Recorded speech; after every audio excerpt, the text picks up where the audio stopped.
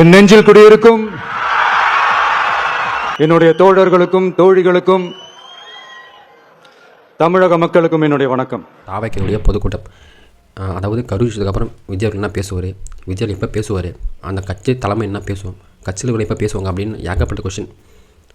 அங்கே வந்து ஓடி போயிட்டார், ஒழிஞ்சிக்கினார், கட்சி சார்பாக யாருமே இல்லை, ஹாஸ்பிட்டல் யாரும் இல்லை, எல்லாமே ஓடிட்டாங்க அப்படின்னு திமுக சைடு இருந்தே ஹாஸ்பிட்டலேருந்து பேசுகிறாங்க. ஒரு அரசியல் கட்சி தலைவர் இப்படி பேசணும் அப்படின்ற ஒரு கரெக்டான ஒரு பாயிண்ட் வந்து விஜய் பேசியிருக்காரு. குடும்ப உறவுகளை இழந்ததுனால சொல்ல முடியாத வேதனையிலும் வலியிலும் இவ்வளோ நாளாக இருந்தோம். மற்ற தலைவராக பேசுகிறேன் பார்த்துருப்போம். ஆபாசம், அவதூறு, வாடாப்பாடம் பேசுகிறது, கட்டுக்கதைகள் முன்னே நம்ம சீமானவர்கள் அவரெல்லாம் நம்ம நிறைய பேசி பார்த்துருப்போம். சீமானவர்கள் என்ன சொல்லியிருப்பாருன்னா, இது வந்து ரசிகர் கூட்டம், இந்த ரசிகர் கூட்டத்துக்கு ஓட்டாக மாறாது, இது வந்து ஃபேன், அதேமாரி நிறைய பேசியிருப்பார். ஆனால் இட்லி கடையை பார்த்து ரிவ்யூ போடுறது, பைசன் படத்தை பார்த்து ரிவ்யூ போடுறது, இதெல்லாம் அவங்க பண்ணலாம். இப்படி அமைதி காத்து வந்த நேரத்தில் நம்மளை பற்றி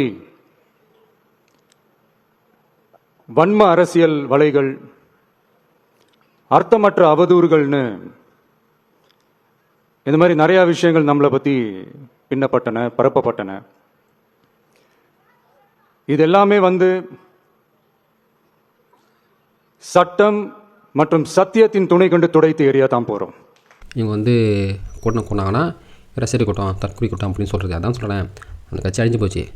நாளைக்கு வந்து பேசுவாங்க பாருங்கள், அந்த 3 பேர் அறிவாளி, அந்த 3 பேர் வந்து பேசுவோம் நாளைக்கு. விஜய் வந்து எப்படி மாண்புமிகு முதலமைச்சர் சொல்லலாம் அப்படின்னு. விஜய் அவர்கள் இதுக்கு முன்னாடி சார் சொன்னார் இல்லையா, சார் எப்படி சொல்லலாம் அப்படின்னு சீமான் அவர்கள் கேட்டார்.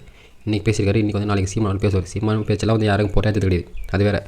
எல்லாரும் சொல்ல வரேன், இந்த மிஷன் நாளைக்கு பேசுவாங்க பாருங்கள் அப்படின்னு. எனக்கு தெரிஞ்சு இந்த ஃபுல் மீட்டிங்கில் வந்து ஆதோர்ஜனா பேசுறது வந்து எனக்கு ரொம்ப பிடிச்சிருந்துச்சி.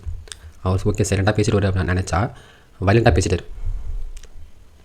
லெஃப்ட்டு ரைட்டு அடி, டேரக்ட் அட்டாக் தான் திமுகவை. விஜயர்களும் டேரக்டாக திமுக தான் அட்டாக் பண்ணாங்க. வந்தால் பேசுனவங்க எல்லாருமே டேரக்டாக திமுக அட்டாக் தான்.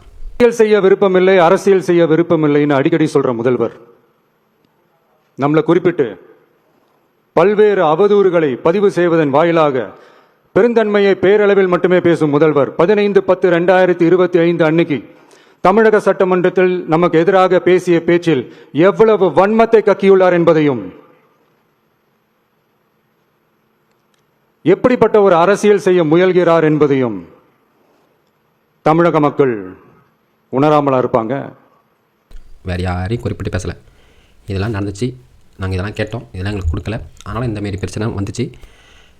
எல்லாத்துக்குமே ஒரு ஆன்சர் வந்து இந்த பொதுக்கூட்டத்தில் அவங்க சார்பாக பண்ணிட்டாங்க. எனக்கு பர்சனலாக பிடிச்சதுன்னா, தாவக்க எப்போ வெளியே வந்து மாரி டேரெக்டாக அட்டாக் பண்ணுவாங்க அப்படின்ட்டு தான். கண்டிப்பாக டேரெக்டாக அட்டாக் பண்ணிட்டாங்க, அந்த எந்த ஒரு மாற்றமும் கிடையாது. ஓடி போயிட்டாங்க, ஒழிஞ்சு போயிட்டாங்க, வெளியே வர மாட்டாங்க, கட்சி அழிஞ்சு போச்சு. இன்னொருலாம் பேசுவீங்க, எவ்வளோ தாண்டா பேசுவீங்க நீங்களும் வேண்டா, இந்த அளவுக்கு மாடா பேசுகிறது. ஒரு கட்சியை வந்து விஜய் அவர்கள் மட்டும் கிடையாதுங்க, எம்ஜிஆர் அவர்களுக்கும் பண்ணாங்க, அம்மா அவர்களுக்கும் பண்ணாங்க, விஜயகாந்த் அவர்களுக்கும் பண்ணாங்க. அதெல்லாம் தாண்டி தான் அவங்க வந்து ஒரு தலைவராக நிலைச்சு நிற்கிறாங்க இது வரைக்கும். அதேமாரி தலைவர் விஜய் அவர்களுக்கு கொடுக்கப்படுற நெருக்கடியும் இதே நெருக்கடி தான். அவங்க பேட்டர்னை தான் இவங்களும் ஃபாலோ பண்ணுறாங்க.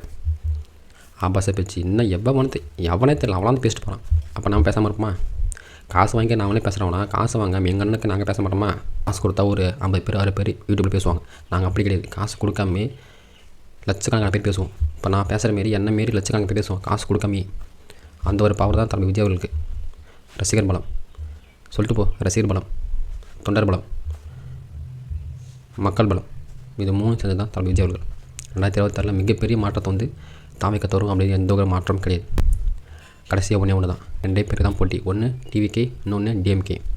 இந்தமாரி பேட்டர்ன் தான் வந்து அமைப்பது. ஏன்னா அதிமுக வந்து பாஜக கூட்டணி அந்த கூட்டணி வந்து வாரம் தள்ளிட்டாங்க. மக்கள் தள்ளிட்டாங்க எல்லாருமே. சாலிடாக விஜய் வந்து நான் அதிமுக கூட கூட்டணி போக மாட்டேன், அதிமுக கூட கூட்டணி போவார், பட் இருந்தாலும் அவங்க பிஜேபி இருந்தாலும் அங்கே போக மாட்டார். காங்கிரஸ் கூட கூட்டணி போவார் அப்படின்னு கேட்டிங்கன்னா வாய்ப்பு இருக்குது. அதை நம்ம வெயிட் பண்ணி பார்க்கலாம்.